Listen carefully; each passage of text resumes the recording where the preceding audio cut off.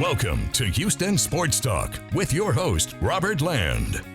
Thanks for checking into the best Houston sports podcast. Robert along with Sports Radio 610 Shaun Bijani. And look who's back to wax poetic about the first couple of weeks of Astros baseball. It's our HST host emeritus, Stephen Kerr. What's it now, 35 plus years in sports journalism, Stephen? I've lost track.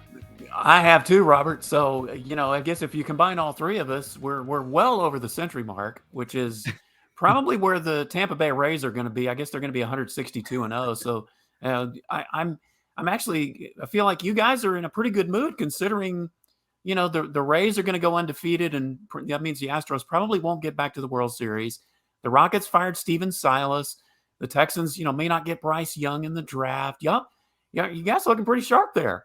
Hold on, man. The Astros, how many World Series have they played in the last 3 years? 2 of them? Yeah. And this is the 3rd straight year that they had a 6-7 start. So I'm being facetious, of course. This is nothing. And we're already starting to see them kind of warm up in some ways. But no, it's great to be with you guys.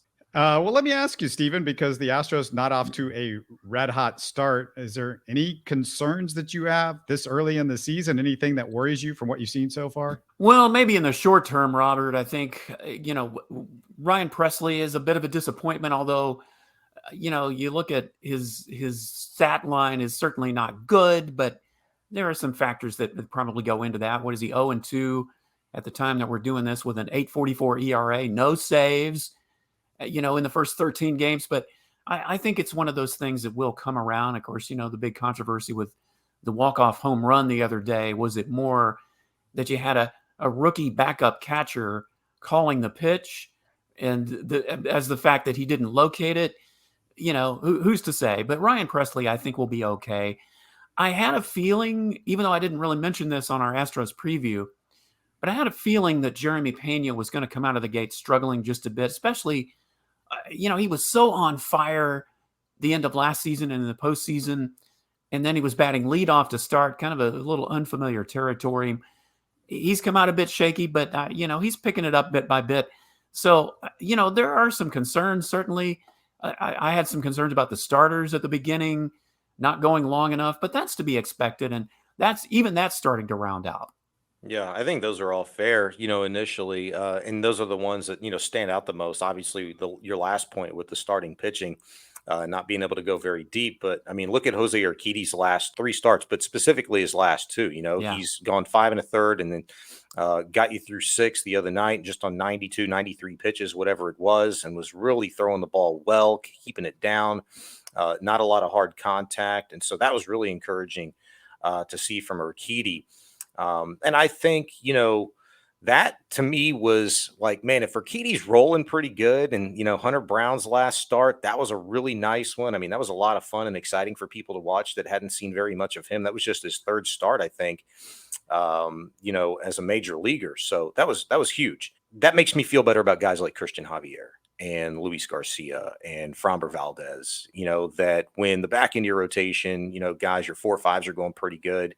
I tend to think like your 1, 2s, and 3s will catch up a little bit. And, maybe the World Baseball Classic had something to do with it, getting back into a routine, coming home, dealing with all the World Series fanfare, the celebrations and stuff like that.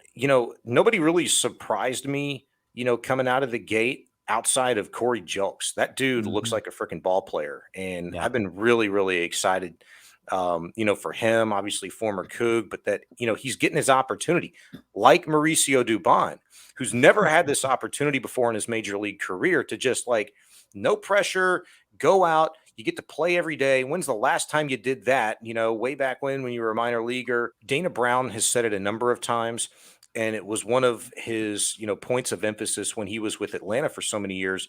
And even, before that, is creating starter depth, not just in the rotation, but with your positional players. If a guy goes down with injury, you've got somebody that that can fill that void on the daily basis and step right in and do it. I think that's what he's trying to develop and see if Mauricio Dubon is one of those guys. I'd like to see, him put David Hensley out there a little bit more. Maybe he could be one of those guys because at the end of the day. Hold on, Shaun. Hold on. You're hitting like 14 different things. And you got to give me a chance to respond to Mauricio Dubon, because I haven't heard an apology from Shaun Bijani, but What do I need to I'm gonna apologize for? I'm gonna have to apologize because I got on Dusty for playing Mauricio Dubon the first week of the season over David Hensley. I was the one that was like immediately on him. Why is Hensley not getting the starts? Like he looks like he's the better. We know what we got from Mauricio Dubon. He's a 220 hitter. He's this, he's that. I want to see David Hensley because he's got a lot more potential, blah, blah, blah. I'm going to apologize to Dusty for it because I got it just flat out wrong. I mean, I don't know about I did too. I did too. And you, Robert, on this podcast before when I hosted with you regularly, one of the things that I mentioned multiple times, I would bemoan the fact that Mauricio Dubon would start a game. I'm like, this guy can't hit. Well, you look at his slash line after 13 games, 361, 395, 839. So yeah, I owe Dusty an apology. And you look at David Hensley's stat line, and he's had some timely hits, but what is he, like 212, 278, 490, something like that. So yeah, you and I are going to have to eat some crow, at least for now, Robert, as far as Mauricio Dubon. Can he keep that up? I don't know, but at least for now, he's doing good. Brad Ausmus back in the day used to come out of the gates swinging. The first month of the season, he was leading the league in batting average every year. That's mean. That's just mean. You're going after him on a Brad Ausmus thing. That's just mean. I'm just saying.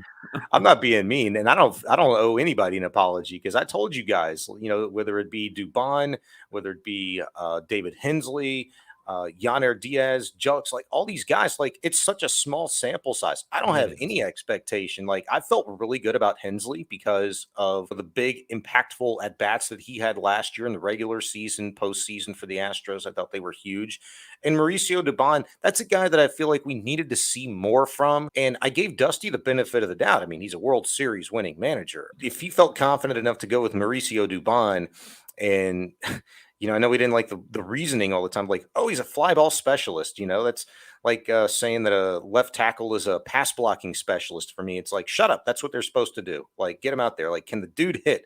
And right now he's hitting 361, leading the team in hitting. And God, I don't know. He might be leading the damn league in hitting. I haven't checked, but no, he's not going to keep it up. But if he could be a serviceable at bat, and if anything, like my point was, he's gaining confidence that he can go out there when called upon and deliver. You know what he's capable of on the base paths. He's got the speed. He can play defense. But can he be that timely hitter that the Astros need in big situations with no Brantley, with no Altuve? And sometimes he might be the first bat off of the bench down the road when those guys do come back. You feel a lot better now that you see him produce. What about Jose Altuve? Is he going to be able to get his job back with Dubon playing like this? Or do you go, okay, Altuve, you're going to take the year off. We got Dubon. Maybe it's time to trade. Well, if you ask Mauricio Dubon, he's out to take his job. I don't know if you saw there was I think it was an article from Brian McTaggart where somebody asked, Dubon how he's feeling, and with a very straight face, he says, yeah, I'm out to take Altuve's job. And then of course he pauses and laughs, and of course he's not going to do that. But and Sean, you made a great point about him because obviously up until this season, he didn't have the consistent playing time that he's getting now. And sometimes you just need to get into a rhythm to get things going and show what you can do. But I still think he's going to come down a level or two. But at least right now, when the Astros are really needing it, he's coming through. Yeah, 100%. And, Julks is another one of those guys, having his first opportunity and seeing this, amount of success. That's got to be a huge boost to confidence for a young ball player like that. And it pays dividends, guys. I mean, how many times have we seen, wasn't it Alex Bregman, when he first came up to the big leagues, didn't he go through like a 0 for 16 slump, or maybe it was worse than that? I don't remember. One of these guys, and we see it from time to time. Some guys can work out of it. Some guys can't. Some guys are highly touted like Bregman was. Others aren't, like Corey Julks. And when you have your opportunities, and you're able to see success from them, especially on a World Series winning team, I mean, it's got to give you all the confidence in the world. So to me, like, that's what this is about at this point in time. The Astros, are good enough, and they have enough players currently on this roster whom we're not waiting around to see, like, I don't know what this guy can do. We know what they're capable of. they've been there, done that. And some of them have already reached their peak and maybe going down on the decline. Some of them are still ascending. Some of them are right there. Like Alex Bregman, it's just a question of health for him. It's a question of health for guys like Yordan Alvarez as well. And so I think if there was ever a team in a position to kind of like trust your veterans and then see what your younger, unproven, not heralded players in your minor league system are capable of, now's the time. Nobody seems concerned about Luis Garcia's start. A couple of starts only. I get it. It's early, but they're hitting 333 against Luis Garcia. 333. That's a batting champion type average against him. Yeah, honestly coming into the season, it does seem like it takes Luis Garcia a bit to get going. I mean, he looked great at the end of last year, but I keep waiting for him to put it all together consistently through the season, and be the pitcher that we keep hearing about that he can be. And yeah, so far I haven't seen it. And, not just with him, but one of the other things that concerned me early on about the Astros pitching is just the wildness, all the walks and the wild pitches and getting behind batters. That's one thing Garcia's struggling with, is just getting behind so many hitters. That's going to pile up your innings. And, we've talked about this before. You don't have a Justin Verlander to go 6-7 innings all the time. Not having him there, it's going to put pressure on the other guys to do that. And they're certainly looking a little better lately. But yeah, we're still waiting for Luis Garcia to come around. I'm wondering when Forrest Whitley might come around and help the rotation out a little bit. They're going to have to answer the question eventually when Lance McCullers is ready to go. If they're going to decide to go with a 6-man rotation, you've got a guy who's healthy, throwing really well in the minors right now, had a good finish to spring. And, do you consider bringing Forrest Whitley up and enacting a 6-man rotation if, in fact, the schedule dictates as such? No, you don't bring up Forrest Whitley for a 6-man rotation, but Forrest Whitley pitching well means he might be able to take a spot in the bullpen. And the guy that's really in danger right now is Seth Martinez. He doesn't have much of a track record. He started off the season really cold. They are going to go to a 6-man rotation, but I would imagine they're going to wait until the games start coming up where you don't have off days. And that's about 2 months into the season.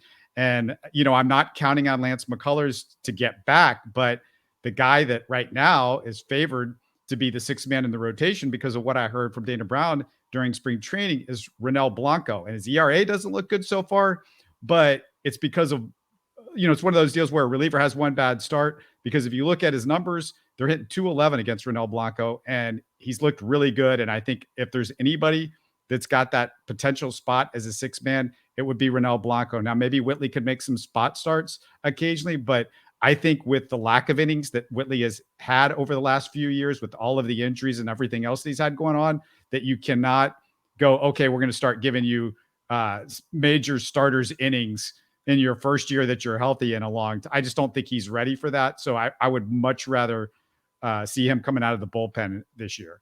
Yeah, I think that the Astros have typically done the 6-man rotation, as you said, when they have, the days off situation. But I also think you'll see it later in the season, especially get into, June, July, August. If guys have been throwing a lot of innings, and you want to get a spot starter too, whether it's from a Ronel Blanco or Forrest Whitley, that is something that's a possibility that they could do that, at certain parts of the season if innings are starting to pile up for certain guys. Yeah, and I do say this a little, with a little bit of hesitation, because I know it's been a while. Like, we've been wanting Forrest Whitley to come up and pitch with the big ball club, for years now. But I'm almost going to say, like, maybe there's no rush really this year. I don't think there is, because he is healthy and he is clean and he's pitching well. And maybe give him an opportunity or some time to establish himself as a professional again. Yeah. And if, in fact, yes, the schedule dictates as such, maybe from a team needs analysis, they call him up in a couple of months and they do fit him into a 6-man rotation, or maybe even like Robert said, maybe an arm out of the bullpen. And maybe towards the end of the season, Robert, you never know how these things break out, but he could be a guy that you absolutely need, to fit into the rotation. Maybe there's movement. Maybe he's a guy they feel like they can bring in late in the season. They're confident in Brown. If Yeah. Urquidy's a guy that happens to maybe be on the move at some point this season, who knows? But yeah, I kind of side with you guys now, and I'm thinking about it. Maybe there's no rush with Forrest, and give him some time to establish himself as just a professional once again. That he's feeling good and he's clean and throwing the ball well, like they did with Hunter Brown last year. Yeah. Great point. The thing I want to go back to with Corey Julks, and you mentioned him, a couple things. I don't feel like what we're seeing from him is an accident, because what I see from him at the plate is somebody with a really short, compact swing. I love his swing. Yeah. He just looks like a guy that's going to get a hit. But the second thing that I want to bring up with Julks is Michael Brantley. Now, this whole idea that we're just expecting Michael Brantley to come back and be Michael Brantley. When was the last time Michael Brantley was by? It's been a long time that he's even been out on the field. And the later we get into this, the more I'm just like, where is Michael Brantley? Because it went from 2 weeks to 3 weeks to a month, and it gets later and later. So what Julks is doing is much bigger than I think what people understand, because of Michael Brantley's sort of where are we with him? But the other thing that Corey Julks' success means is because he's right-handed, when Michael Brantley comes back, you got now somebody to switch hit with Michael Brantley. And I think Julks has firmly put himself in that spot. And also what this means is, where are we with Jake Meyers? Because I think right now, I don't apologize for what I told Dusty about Jake Meyers, because Chas McCormick has been way better. He's already moved up to the leadoff spot, and Jake Meyers should be in jeopardy at this point. And I think Julks' success puts Jake Meyers in that, okay, we have found at least one other outfielder that looks pretty good. So now, where are you, Jake Meyers? And, can Justin Durden maybe put a little bit of pressure on Jake Meyers after his spring and what we saw from him? Well, and I guess I need to eat some crow, because I was rooting for Jake Meyers to be the guy that really surprised people this year. Yeah, well, the only surprise he might get is, a birthday surprise on his birthday or something. But yeah, and I've been thinking about that very thing, Robert. The last report I heard on Brantley coming back is May. And look, I think what you're going to see when Brantley does come back is that he's going to strictly be in a DH role. I don't think you're going to see him out in, in right, not in right field, but left field or any of the outfield positions. He's going to be DHing. And I absolutely agree with you that it's going to be a platoon situation. Listen, Corey Julks is going to make it almost impossible for the Astros to send him down when Brantley comes back if he keeps raking like this. He was doing this in AAA last year. He had 31 homers, and nobody was talking about him. He wasn't called up, but, the guy was just quietly raking in AAA, and he does look like a hitter. He absolutely, when he's up there, I'm not saying he's as exciting to watch hitting as Yordan Alvarez. Not saying that at all. But I'm telling you, I get more and more excited every time I see Corey Julks come to the plate, because he's liable to do something big or at least do something timely.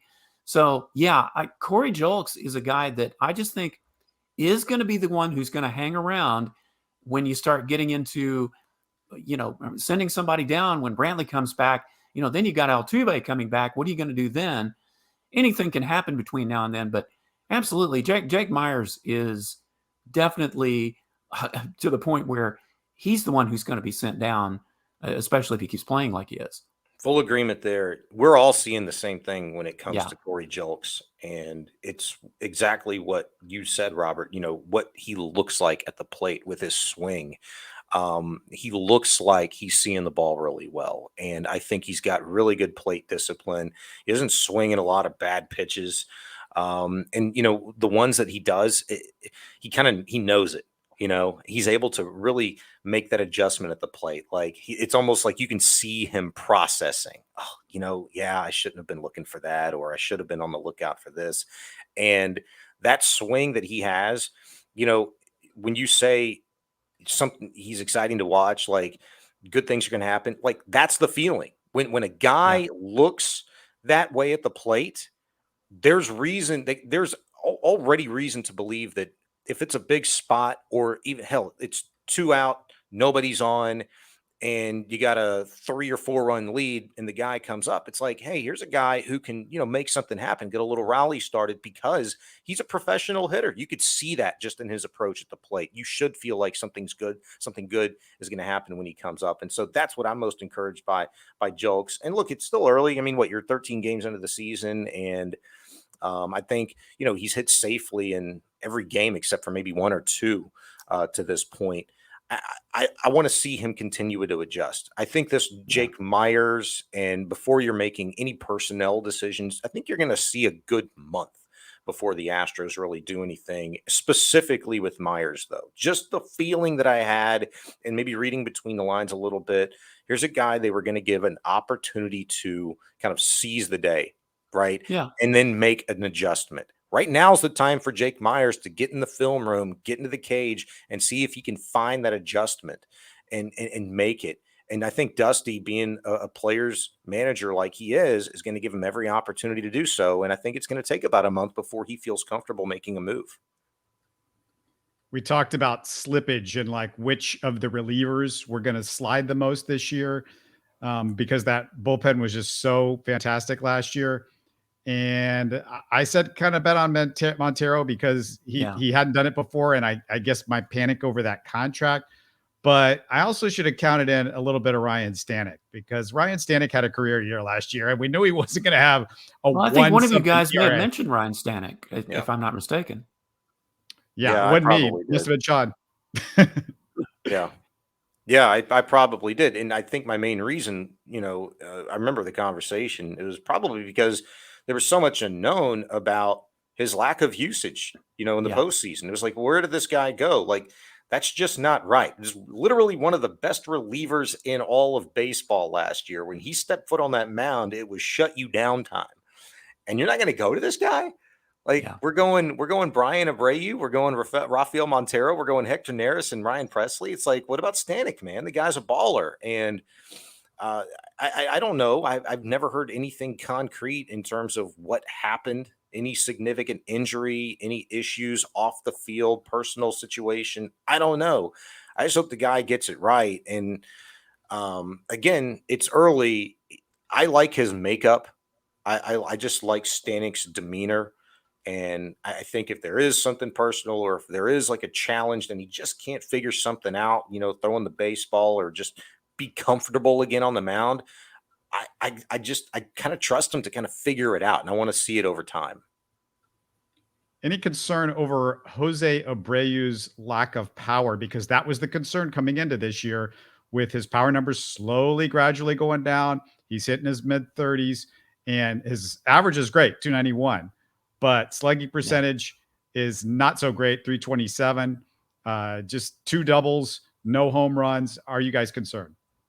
I am a little bit, because, that's what you really need out of that position is the power numbers. Now, of course, he hit in his first 8 or 9 games, but they were all singles. There were no extra base hits, no home runs. As time goes on, you really need him to pick up that slack. You can't just count on, Kyle Tucker, Alex Bregman, even Corey Julks getting going with that, or Chas McCormick or somebody else. Abreu really needs to come through with those kind of numbers. So, yeah, it does bear watching, I think, right now. That was actually a pretty well-documented, valid concern when the Astros signed him, is the power numbers, but also like a loss of bat speed. And I think I can't pull these numbers out of my head right now, but I know I was looking at some data this offseason when the Astros were just in the conversation of making that move and bringing him in. And you say Jose Abreu, and you're like, wow, yes, do it, sign me up. But then you look at some of the numbers, and you're like, it kind of makes you think a little bit. And I want to say it was Adam Spolane a couple of days ago, and I was actually just trying to find the numbers, but he made a really good observation in terms of Abreu's outs and where they're going. I think it was a Chandler Rome tweet, and it was like, oh, another Abreu ground out. He's like 6 for his last 30 after the hot start. Whatever. He's still got a pretty darn good average. That tells you how hot of a start that he had to the year in the first few games. But Spolane followed it up with, well, it was also a ground out to the opposite field, which lends credence a little bit to a slower bat speed, which has declined in each of the past 3 seasons. He's hitting more balls to the opposite field than he ever had before in his career for outs. And why is that the case? I mean, one would tell you that it's just age, and he's getting a little slower at the plate. The bat speed's slowing down. Can he make that adjustment? Or has he made the adjustment?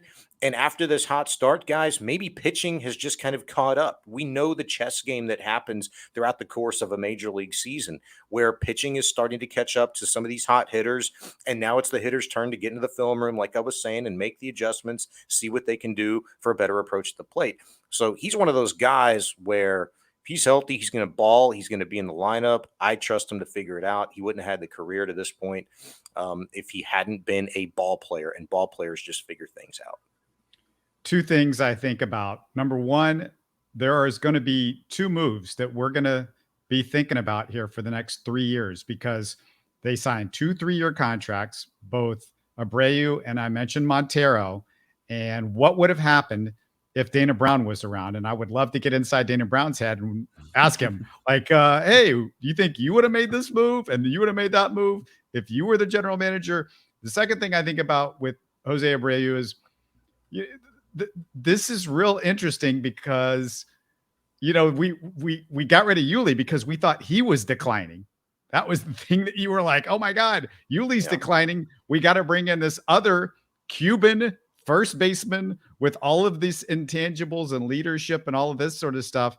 And you might get a little bit better batting average with Jose Abreu, but I'm wondering if the power numbers are going to be that much different between Abreu and Yuli. And just the at bats, there's been some odd at bats. There was the one at bat where he had a couple runners on in the 9th inning, game's on the line. You're trying to get some runs, and he just swings at a couple of terrible pitches. He goes down, and with 3 pitches, they were bad pitches. And I'm just thinking, man, I don't know if we're going to be asking ourselves, wait a second, was this guy any different than signing Yuli for another year and maybe pushing it down the road and seeing maybe if you can get a younger first baseman, because eventually you're going to need that guy. And first basemen are not typically hard to find. Well, this may be one of the reasons that the White Sox say they weren't, all that eager to re-sign him. They were more than happy to let him get away because they had someone else waiting to take his place at first base. So, they obviously weren't too worried, and they probably felt the same, that he was more on the downside than the upside, especially when it comes to things like the power numbers. After the ground out 2 days ago, Spo, I found the tweet. The ground out went to the right side. Abreu entered the game hitting the ball to the opposite field 34% of the time, up from 20% last year, 17% in 2021, and 16.5% in 2020. So that's the trend that I'm talking about. You're seeing more and more opposite field hits. And I don't know how they routinely played Jose Abreu. Admittedly, I didn't watch a lot of Chicago White Sox baseball over the course of the last 3 or 4 years, right?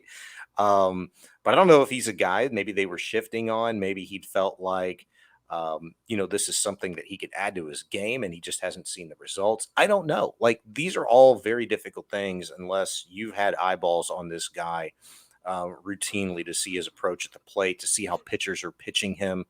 But again, he's a guy, like, nobody could have predicted the slide that Yuli Gurriel had last year. Nobody. He's a batting champion. Yeah. And then he becomes a 247 hitter in the regular season or whatever it was, right? Went balls to the wall in the postseason, and the Astros needed every bit of it. There's no doubt about that. I'm not expecting, and nor should you anticipate, the same sort of decline from Jose Abreu. I mean, that's kind of like anomalous type stuff, right? Yeah, they're both up in age, but Abreu, I mean, he's been a guy who's done this at the major league level for a lot of years consecutively, healthy. And I'm going to give him the benefit of the doubt to kind of figure it out, going through a 6 for 30 slump, before a really good hard hit ball to the gap yesterday. You know what? Maybe that's the sign of a change, and so I just think time is certainly on his side and the Astros side right now because it's so early. Gotta have a big tip of the cap before we close out on the Astros to Kyle Tucker, because we talked about it before the season. Which guys could make the jump? And I said Jeremy Pena, although, man, I was really leaning towards Kyle Tucker too. And I know one, if not both of you, thought Kyle Tucker was the guy who's going to make the jump. And we all thought he's going to be helped out by the new non-shift rules and just the fact that he's just getting better and better with each year. He's entering his prime, over 1,000 OPS. Kyle Tucker is what we thought he was. He's playing for that contract. And that's why I thought he would. I really thought that he would have a good year this year, just because, as you said, Robert, every year he just gets a little bit better, a little bit better. He's a smart base runner. You know, the bigger bases, you know, and the base stealing, I think, are going to be playing to his advantage as much as anyone else's. He may not be the fastest guy on the team, but I honestly think he's the smartest base runner on the team, certainly one of them. So from that aspect, and of course the power numbers are there, the timely hitting, oh man, he looks really good early on. Yeah, I'm not gonna switch yet, but I am rooting for Tucker. By the way, hey, can I be on pace guy? I think Kyle Tucker's on pace for like 48 stolen bases right now. Yeah, you might be right. He's got 3. Okay, but I'm sticking with Jeremy Pena, because he's another guy. If he's healthy, he just eats, sleeps, and breathes this stuff. Like he's reminding me of Alex Bregman a little bit. Bregman just drives himself crazy, like, to not be able to figure stuff out. And he's not going to stop in the cages or the film room until he figures his swing out. And I think Jeremy Pena is going to be much of the same, you know, kind of cut from the same cloth as Alex Bregman, if you will, just like a student and just trying to get it right. And so I think Jeremy Pena kind of rebounds a little bit. He's gone through a little bit of a slide, but I mean, it's 13 games, right? When it through 6 games, we were like, oh man, Jeremy Pena, look at those numbers. They're crazy. So he goes through a little slide. Again, I want to see the adjustments, because you start going through the second, third, fourth turn in your starting rotation. Guys are making the adjustments.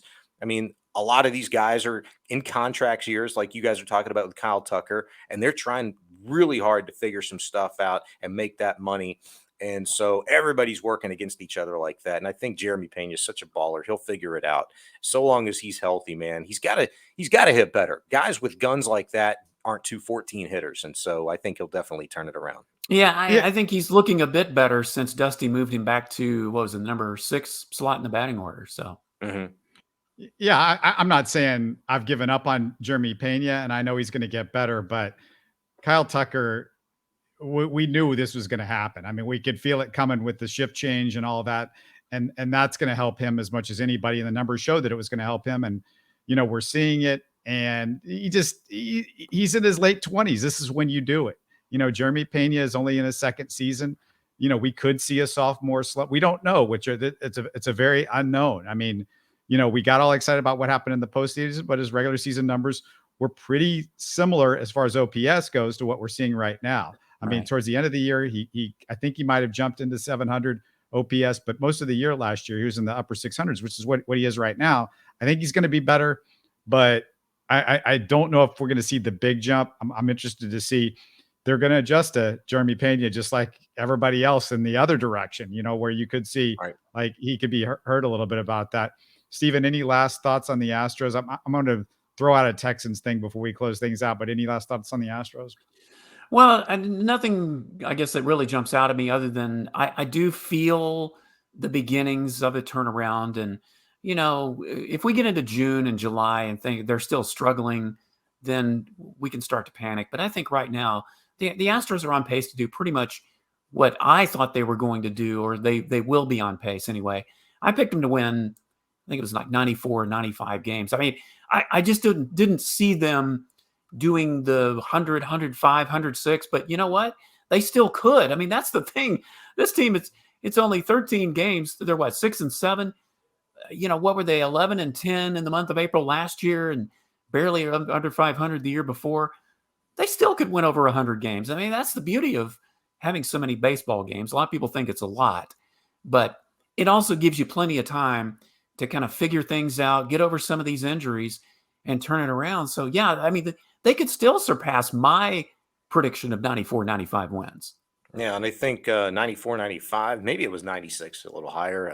It's the over-under, I think, put out by Vegas in the preseason.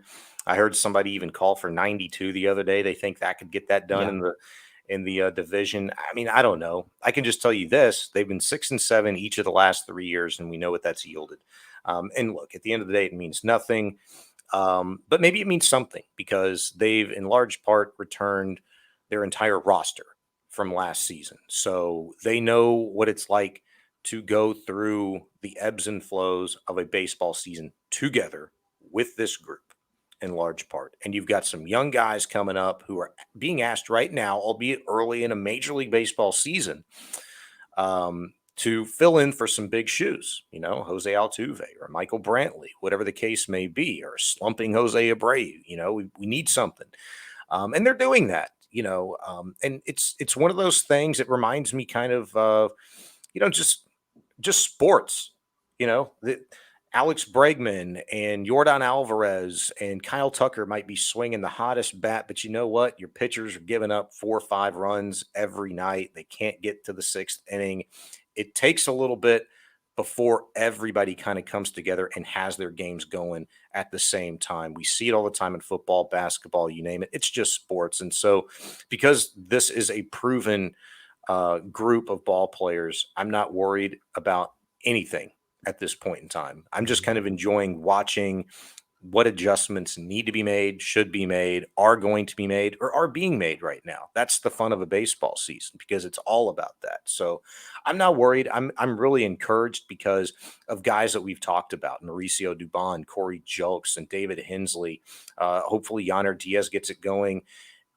If they do, it makes me excited for the trade deadline. If Dana Brown sees something out there that he really thinks could help this ball club, maybe one of those guys is a piece to help go get another big time guy in a rotation or a big time bat off of the bench or solve your center field spot for the foreseeable future, whatever the case may be, whatever the need is at the time. That's why I'm encouraged by it. Yeah, don't tell me about solving those center field spot. This is total disrespect from my guy. Right? That is total disrespect. Total disrespect. Hey, Texans, I just got to bring this up real quickly because I feel like my view on what's going on with the quarterback situation at the top of the draft is changing by the day. And I mentioned the S2 cognition score, and people might not understand it, but this is a big, big deal. I said Bryce Young. The reports are that his S2 cognition was very high, Sean. I don't know if you've seen or heard this, but now we're hearing that CJ Stroud's S2 not so high, but Anthony Richardson's score high, along with everything else that he scored high in. The only thing he hasn't scored high in, apparently, was his SATs and wins at Florida, which, he just didn't look that great as a quarterback. But are you changing at all your perception of what could happen with the second pick in the draft if Bryce Young is picked number 1, or where are you on? And we're like 2 weeks away now. I don't know where I've come out, if I've been adamant about anything. It's just, I feel like a lot of our conversations have been exploratory and just kind of fact finding to this point. But I do stand firmly on this. You don't escape this draft without taking a quarterback. And that's like lowest level non-hot take ever. But I'll say this: I don't think you escape the second round without taking a quarterback. And that's just because I don't know where Will Levis falls. I don't know where an Anthony Richardson falls. I just don't know. I haven't heard what you just mentioned about Stroud and Richardson's cognition scores, but what I can tell you is that while we don't know a ton about this test yet because it's nowhere near what the Wonderlic was, I'll just say this. Seth Payne brought up a really good point the other day, in relation to how important or impactful this S2 cognition test is for quarterbacks particularly. And it's that relative to the Wonderlic, this cognition really, it eliminates the overthinking. right? You know, Yeah. with Yeah. your Wonderlic score, and you mentioned the SATs and stuff like that, you have a tendency to look at those things and just overanalyze things. The S2 cognition test is really designed, to eliminate that, and it's to create, very fast decision making and just kind of instinctual things. And so I think for that reason, in some of the elements that you look for in a quarterback, it is very important. It can be very impactful. It can be very a big worthwhile piece of information. So, if CJ Stroud didn't score very well on it, is that the end all be all? No. But I do listen to that. And I do listen to a guy like, who was it? Lombardi the other day, who was talking about, CJ Stroud's just a very difficult guy to coach, Yeah. and so I kind of put all of those things together versus what we already think we know, have observed. I'll say that from CJ Stroud. And yeah, I do sour on him a little bit. Anthony Richardson, like his combine, like his pro day. I like his attitude. I like the fact that, you know, my ability to read people, albeit sometimes just watching him on TV instead of being there in person. I like the guy who just showed up and just said, you know what, I'm going to be myself. I'm just going to show up, ball out, take it or leave it. That's that kind of, you need the guy.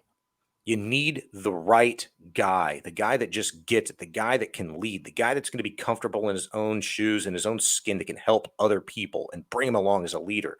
Anthony Richardson bleeds that, in my opinion. Bryce Young, exudes that, in my opinion.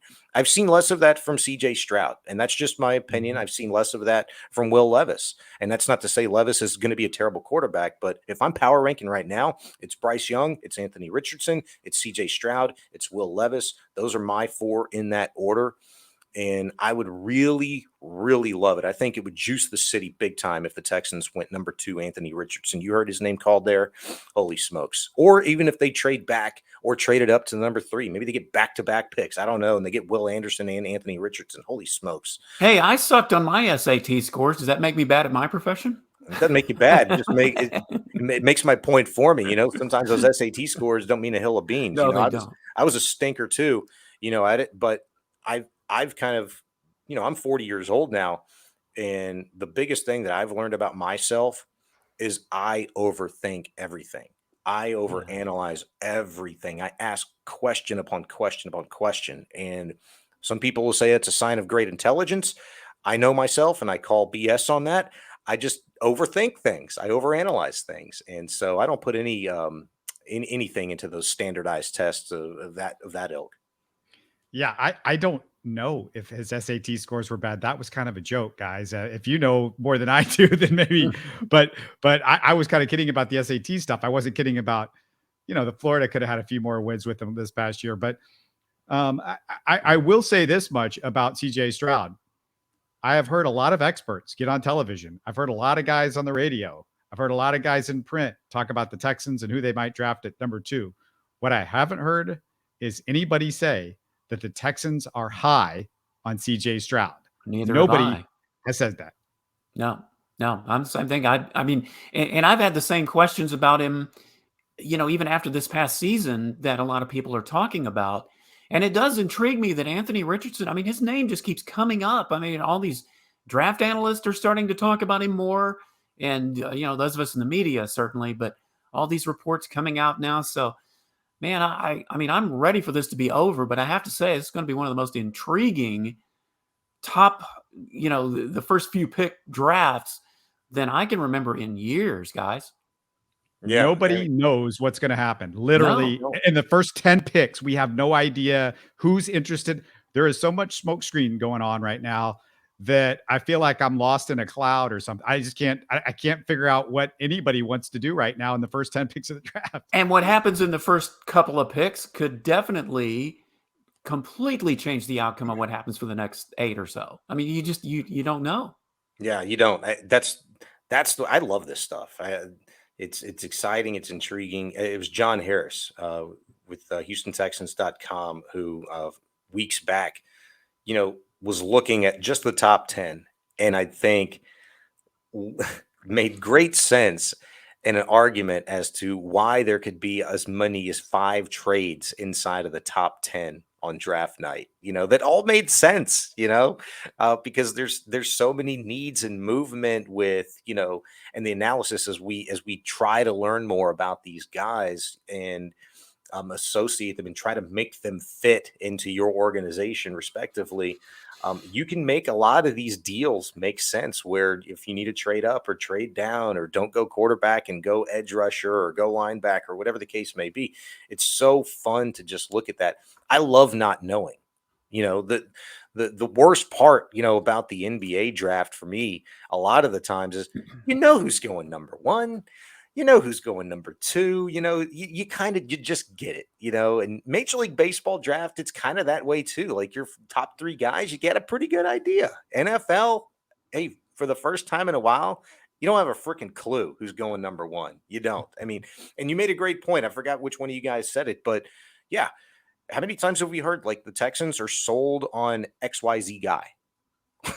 I mean, the most I've heard, and from no reliable source, certainly not from the team, have they ever mentioned like Bryce Young is our guy. Well, what have we heard from the Panthers? We've heard Bryce Young. We've heard all of them. We've heard everybody. Why have you heard everybody? Because they want you to hear everybody. They don't want you to know what they're going to do. I still think there's a part of the Carolina Panthers that is thinking like, you know what? Yeah. We gave a boatload to move up to that number one spot to Chicago. Let's see if we can recoup a little bit. And maybe we don't have to move that far back and we still get a dude because we like a couple of these guys and maybe they'll be there.